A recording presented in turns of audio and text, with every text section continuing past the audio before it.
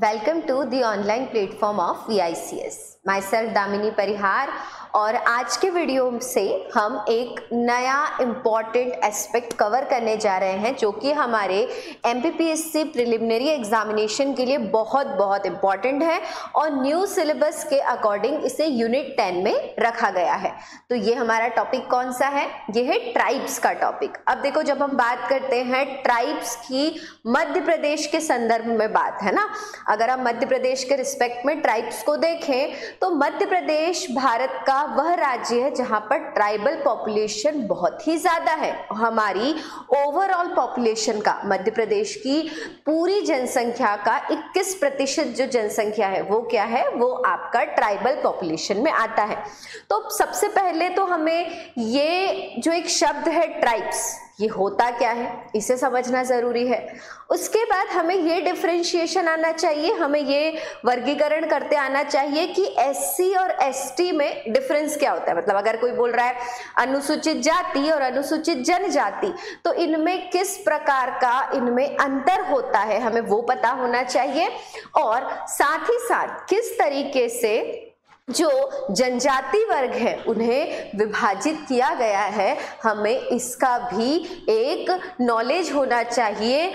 किस आधार पर? भौगोलिक विस्तार के आधार पर। किस आधार पर बात कर रहे हैं हम? भौगोलिक विस्तार के आधार पर जनजातियों का वर्गीकरण किस प्रकार से किया गया है। तो सबसे पहले हम सिलेबस डिस्कस कर लेते हैं कि यूनिट 10 में हमें पढ़ना क्या क्या है। देखो, यूनिट 10 में हमारा जो सबसे पहला एस्पेक्ट बनता है वो है कि overall the territory of Madhya Pradesh, Madhya Pradesh के संपूर्ण भूभाग पर किस प्रकार से जनजातियों का भौगोलिक विस्तार है। भौगोलिक विस्तार मतलब ये कि मध्य प्रदेश के किस भौगोलिक क्षेत्र में कौन सी जनजाति रहती है। जैसे कि अगर हम मध्य प्रदेश का पश्चिमी हिस्सा देखें तो यहाँ पर भीली ट्राइबल ग्रुप की प्रेवलेंस है। वैसे ही अगर हम उत्तरी हिस्से की बात करें तो वहां पर सहरिया ट्राइब देखने को मिलती है। तो हमें ज्योग्राफिकल डिवीजन के अकॉर्डिंग भी पता होना चाहिए कि किस भौगोलिक विस्तार वाले क्षेत्र में कौन सी जनजाति का रहवास है।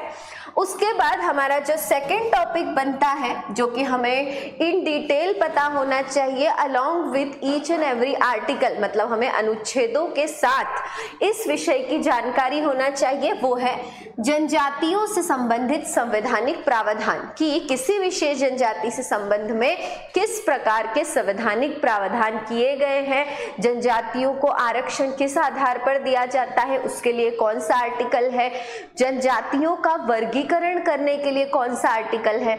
हमें ये सारे आर्टिकल्स याद होने चाहिए।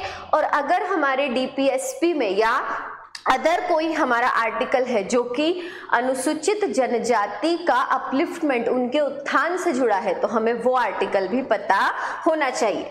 उसके बाद हमारा जो सेकंड टॉपिक बनता है हमारे सिलेबस का वो है मध्य प्रदेश की प्रमुख जनजातियां। मतलब यहाँ हम पढ़ेंगे in detail about each and every tribal group. मतलब हम यहाँ हर ट्राइबल ग्रुप की जो विशेषता है ना, मध्य प्रदेश में जितनी भी ट्राइबल पॉपुलेशन है उनके बारे में हम छोटी जानकारी, जैसे कि उनकी आर्थिक स्थिति कैसी है, उनकी सामाजिक स्थिति कैसी है, उनका सांस्कृतिक परिदृश्य क्या है, उनका कल्चरल एस्पेक्ट कैसा है, उनके देवी देवता कैसे हैं, विवाह संस्कार किस प्रकार के होते हैं, अगर कोई युवागृह है तो वो कौन सा युवागृह है, हमें इस बारे में जानकारी पता होनी चाहिए।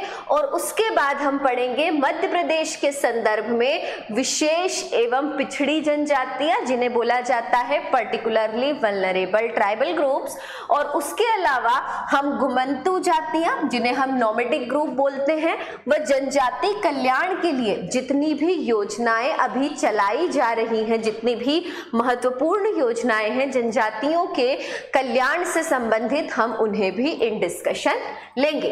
उसके बाद हम मध्य प्रदेश का जनजाति सांस्कृतिक परंपराओं को देखेंगे कि किसी स्पेसिफिक ट्राइबल ग्रुप में किस प्रकार के कल्चरल नॉर्म्स और ट्रेडिशंस की प्रेवलेंस है, हम इसे डिस्कस करेंगे।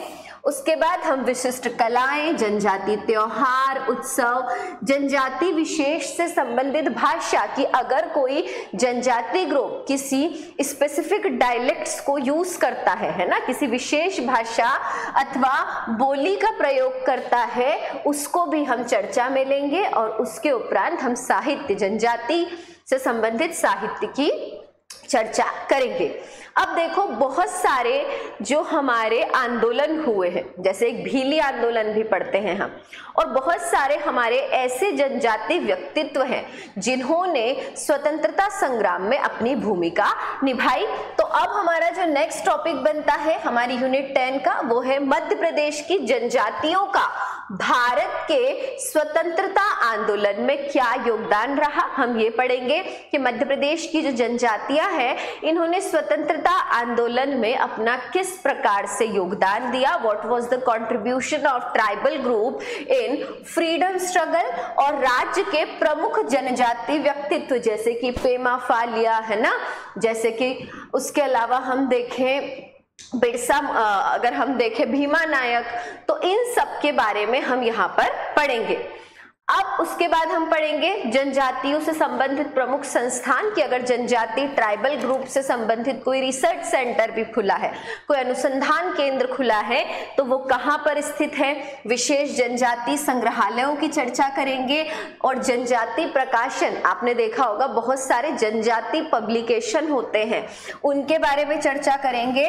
और मध्य प्रदेश की लोक संस्कृति, लोक संस्कृति मतलब जो फोक आपका कल्चर होता है, और लोक साहित्य, है ना, फोक जो आपका लिटरेचर है, हम इसके बारे में भी चर्चा करेंगे। तो ये है हमारी यूनिट 10 का पूरा सिलेबस, जिसे हमें इन डेप्थ स्टडी करना है ताकि हमारा कोई भी क्वेश्चन जो कि आ रहा है यूनिट 10 से, जो कि आ रहा है ट्राइब से, वो गलत ना हो। क्यों? क्योंकि हमारा एक ही उद्देश्य है कि हमारा जो प्रीलिम एग्जाम है उसमें सिली मिस्टेक्स की वजह से हमारा सिलेक्शन रुके ना, है ना, मतलब सिली मिस्टेक्स को जितना हो सके हमें अवॉइड करना है।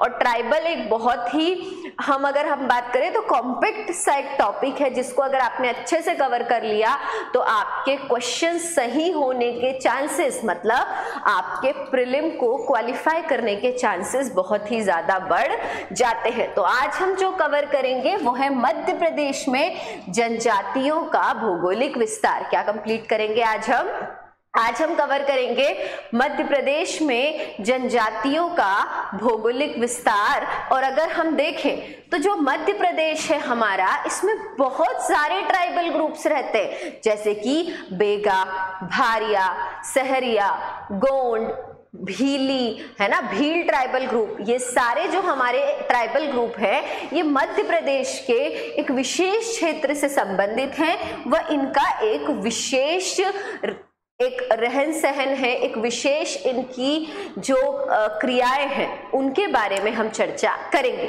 तो अगर हम मध्य प्रदेश का मैप देखें तो कुछ ऐसा दिखता है। एमपी का मैप, हाँ बिल्कुल ऐसा ही दिखता है। पहले थोड़ा अलग दिखता था। कब अलग दिखता था? 2000 से पहले। 2000 में क्या था, यहाँ पर छत्तीसगढ़ भी हुआ करता था, जो अलग हो गया है। और वर्तमान स्वरूप जो है मध्य प्रदेश का, ये कब से है? ये सन 2000 से है। कब आजाद हुआ मध्य प्रदेश? आजाद क्या हुआ? मध्य प्रदेश का पुनर्गठन कब हुआ? मध्य प्रदेश का पुनर्गठन हुआ 1 नवंबर 1956 को। और उसके बाद मध्य प्रदेश में कई बार क्या हुए हैं? परिवर्तन हुए हैं। जिलों के आधार पर नए जिले बने हैं, है ना। तो इस प्रकार से अगर हम देखें तो इनमें बहुत सारे ट्राइबल ग्रुप्स रहते हैं। तो अगर हमें मध्य प्रदेश का अगर हम भौगोलिक विस्तार देखें ट्राइबल्स के संदर्भ में, ट्राइब्स के संदर्भ में, जनजातियों के संदर्भ में, तो हम पाते हैं कि मध्य प्रदेश को हम 5 भागों में विभाजित कर सकते हैं जनजातियों के आधार पर, जिसमें अगर हम मध्य प्रदेश का सेंट्रल पार्ट देखें, अगर हम केंद्रीय क्षेत्र की बात करें तो सेंट्रल रीजन में हम पाते हैं गोंड और पारधी जनजाति। तो प्रीलिम का पहला क्वेश्चन कि मध्य प्रदेश के सेंट्रल एमपी से कौन सी ट्राइब बिलोंग करती है, कौन सी जनजाति मध्य प्रदेश के केंद्र से संबंधित है या मध्य प्रदेश के सेंट्रल रीजन से किस जनजाति का संबंध है, तो हम देखते हैं गोंड और पारधी जनजाति आपके मध्य प्रदेश के सेंट्रल रीजन से संबंधित है। अब ये क्वेश्चन सिर्फ प्रीलिम के लिए नहीं है, देखो मेंस में भी आपसे पूछा जा सकता है ना कि मध्य प्रदेश में ट्राइबल्स की स्थिति बताइए, जो भौगोलिक स्थिति, तब भी आप ये मैप वहां पर यूज कर सकते हैं। ठीक है, याद रखेंगे। तो सेंट्रल एमपी से कौन सी हमारी जनजातियां संबंधित रहती है, गोंड और पारधी जनजाति। फिर से बोलेंगे कि सेंट्रल एमपी से मध्य प्रदेश की कौन सी जनजातियां संबंधित हैं, गोंड और पारधी जनजाति। अब थोड़ा सा हम चलते हैं वेस्ट की ओर। अगर हम बात करें पश्चिमी मध्य प्रदेश से कौन सी जनजाति संबंधित है, तो पश्चिमी मध्य प्रदेश में हम देखते हैं कि जो मालवा और निमाड़ वाला क्षेत्र है, यहाँ पर भील और बंजारा जनजाति का एक अच्छा घनत्व देखने को मिलता है। और मध्य प्रदेश में जनसंख्या के आधार पर सबसे बड़ी जनजाति भी जो है वो है भील जनजाति। जबकि भारत की सबसे बड़ी जनजाति कौन सी है, भारत की सबसे बड़ी जनजाति है गोंड जनजाति। तो याद रखेंगे कि मध्य प्रदेश के पश्चिमी हिस्से से संबंध रखने वाली जनजातियां कौन सी है, याद रखेंगे कि भील और बंजारा जनजाति जो है ये मध्य प्रदेश के पश्चिमी हिस्से से संबंध रखती है। तो प्रीलिम का पहला क्वेश्चन कि मध्य प्रदेश के केंद्रीय क्षेत्र से संबंधित जनजाति गोंड और पारधी जनजाति, मध्य प्रदेश के पश्चिमी क्षेत्र से संबंधित जनजाति भील और बंजारा जनजाति। अब चलो चलते हैं थोड़ा सा पूर्व की ओर।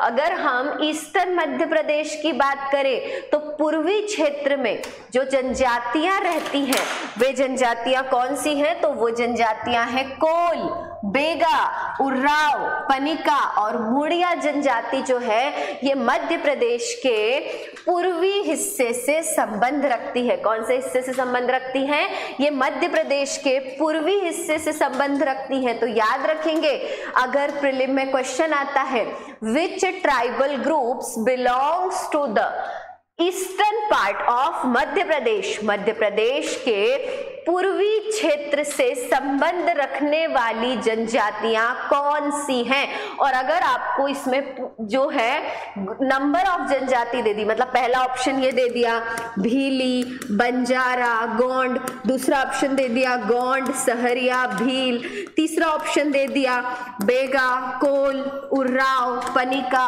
मुड़िया, तो आपको याद रखना है कि मध्य प्रदेश के पश्चिमी हिस्से से जो संबंध रखती हैं वे जनजातियां तो हो गई भीली और बंजारी। मध्य प्रदेश के जो सेंट्रल रीजन है, केंद्रीय क्षेत्र से संबंध रखने वाली जनजातियां हो गई गोंड और पारधी। जबकि मध्य प्रदेश के पूर्वी क्षेत्र से संबंध रखने वाली जनजातियां हैं कोल, बेगा, उर्राव, पनिका और मुड़िया जनजाति। कौन कौन सी है, कोल, बेगा, उर्राव, पनिका और मुड़िया जनजाति जो है मध्य प्रदेश के पूर्वी हिस्से से संबंध रखती हैं। अब चलो थोड़ा सा चलते हैं हम दक्षिणी क्षेत्र की ओर। तो जब हम बात करते हैं दक्षिणी क्षेत्र मध्य प्रदेश के दक्षिणी क्षेत्र से, तो सदर्न एमपी से जो ट्राइब बिलोंग करती है, जो सदर्न एमपी से ट्राइब संबंध रखती है वो कौन सी है, कोरकू और भारिया ट्राइब। जिसमें जो भारिया ट्राइब है ये मध्य प्रदेश में विशेष रूप से पिछड़ी जनजाति के अंतर्गत आती है। किसके अंतर्गत आती है, विशेष रूप से पिछड़ी जनजाति के अंतर्गत आती है। कौन सी ट्राइब, कोरकू और भारिया ट्राइब। अब अगर हम उत्तरी मध्य प्रदेश की बात करें तो उत्तरी मध्य प्रदेश में जो हमारी महत्वपूर्ण जनजातियां निवास करती हैं, जो हमारे इंपॉर्टेंट ट्राइबल ग्रुप्स रिसाइड करते हैं, ये हैं सहरिया, खेरवार और शोर। कौन कौन से हैं, सहरिया, खेरवार और शोर। तो चलो जल्दी से एक क्विक रिवीजन करेंगे। अगर कोई पूछे कि पूर्वी मध्य प्रदेश से कौन सी जनजातियां संबंध रखती हैं, तो याद रखेंगे कौन कौन सी है ट्राइब्स, कोल, बेगा, उर्राव, पनिका, मुड़िया। कौन कौन सी है, कोल, बेगा, उर्राव, पनिका, मूड़िया पश्चिमी मध्य प्रदेश, भीली और बंजारा ट्राइब या भील ट्राइब और बंजारा ट्राइब, सेंट्रल मध्य प्रदेश, गोंड और पारधी जनजाति, नदर्न मध्य प्रदेश, उत्तरी मध्य प्रदेश तो आपकी है सहरिया, खेरवार और शोर जनजाति, दक्षिणी मध्य प्रदेश कोरकू और भारिया जनजाति जो है ये दक्षिणी मध्य प्रदेश से संबंध रखती हैं।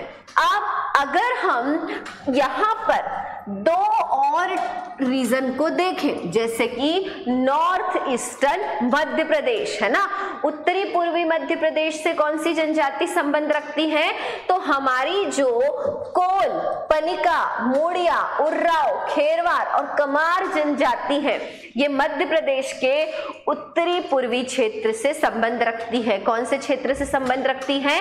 नदर्न ईस्टर्न मध्य प्रदेश से संबंधित है। कौन सी जनजातियां? कोल, पनिका, मोड़िया, उर्राव, खेरवार और कमार जनजाति। अब थोड़ा सा हम साउथ ईस्टर्न मध्य प्रदेश को देखते हैं, तो सदर्न ईस्टर्न मध्य प्रदेश में हमें देखने को मिलती हैं गोंड, बेगा, परधान, अगारी, हलबा और मवासी जनजाति।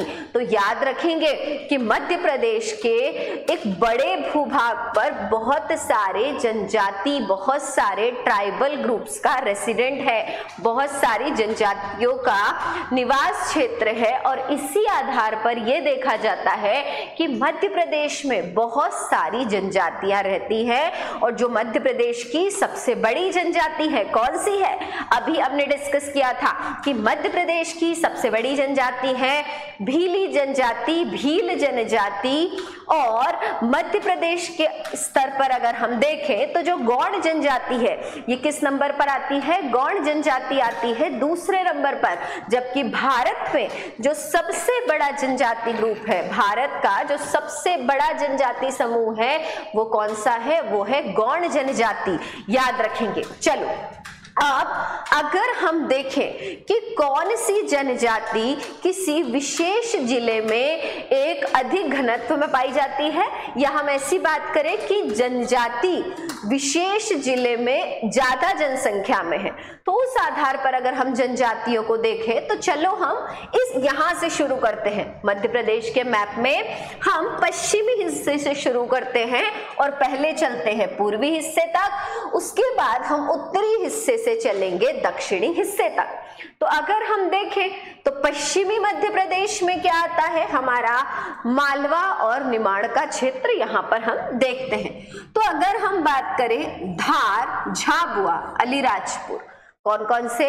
धार, झाबुआ, अलीराजपुर और जितना भी हमारा ये वाला ग्रुप है जिसमें जितने भी जिले आते हैं, यहाँ पर भील जनजाति का प्रभुत्व है। किसका डोमिनेंस है? यहाँ पर डोमिनेंस है आपके भील जनजाति का। उसके बाद अगर हम इस पार्ट को देखें जो कि निमाड़ के एक महत्वपूर्ण जिला है खंडवा और बैतुल, तो खंडवा और बैतुल में कौन सी जनजाति का प्रभुत्व है? तो यहाँ पर कोरकू जनजाति विशेष रूप से देखी जाती है। कौन सी जनजाति देखी जाती है? यहाँ पर कोरकू जनजाति विशेष रूप से देखी जाती है।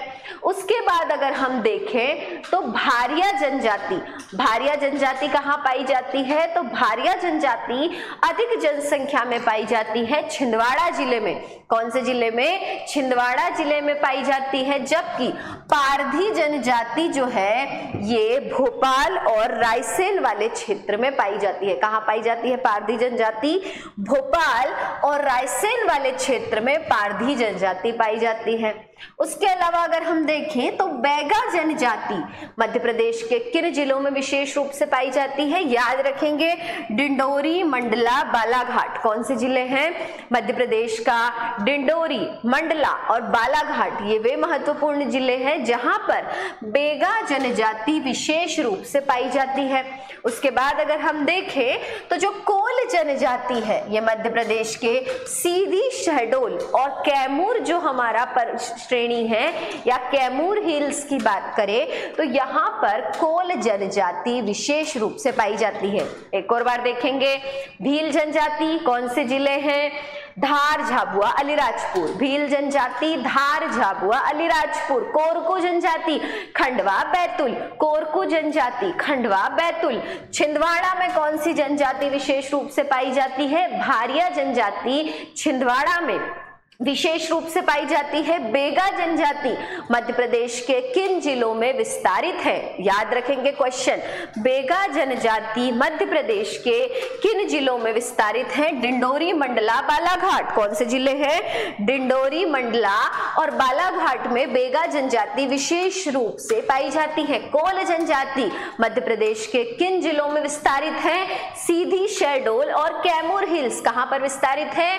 सीधी, शहडोल और कैमूर हिल्स में कोल जनजाति का प्रभुत्व है। उसके अलावा अगर हम देखें तो छतरपुर और पन्ना में कौन सी जनजाति है?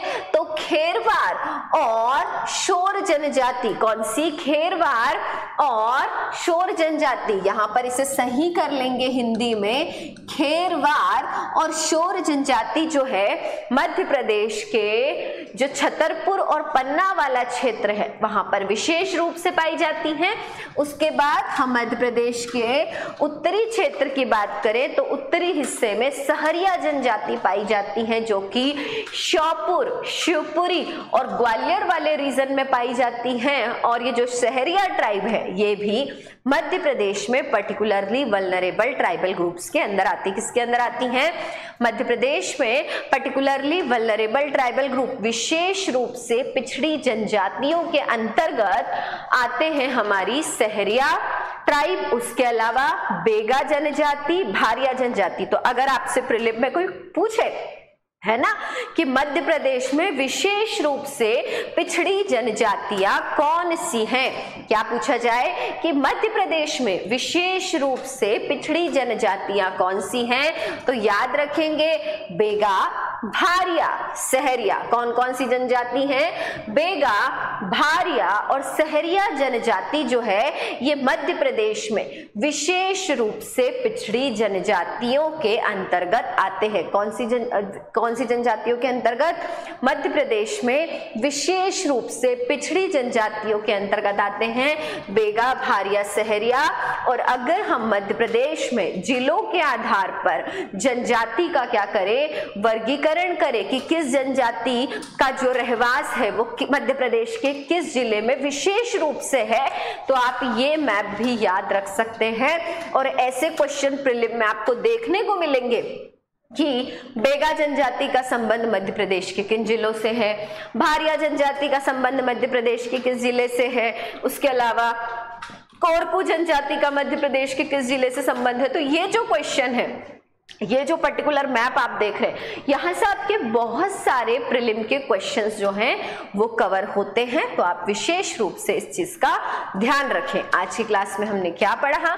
आज की क्लास में हमने मध्य प्रदेश की जो एक भौगोलिक स्थिति है, मध्य प्रदेश का जो भौगोलिक एक विस्तार है उसके अंतर्गत जनजातियों का किस प्रकार से वर्गीकरण देखा जाता है एक आम तौर पर, उसे हमने डिस्कस किया। और यहां से हमारे प्रीलिम के बहुत सारे क्वेश्चंस कवर होते हैं। अगर आपसे पूछा जाए कि सदर्न ईस्टर्न एमपी से कौन सी, तो आपको ये सारा जो ये ग्रुप है ना, ट्राइबल ग्रुप, ये आपको याद होना चाहिए, ताकि अगर कोई पूरा ग्रुप पूछ लिया गया प्रीलिम में तो आपका जो आंसर है वो गलत ना हो। ठीक है, तो हमने आज की क्लास में जो मध्य प्रदेश में जनजातियों का भौगोलिक स्तर पर वर्गीकरण है उसे कंप्लीट किया। हमारी नेक्स्ट क्लास में हम चर्चा करेंगे कि जनजातियों के संदर्भ में हमारे संविधान कॉन्स्टिट्यूशन ऑफ इंडिया में कौन कौन से प्रोविजंस, क्या प्रावधान किए गए हैं। तो आज की क्लास के लिए इतना ही। Thank you very much.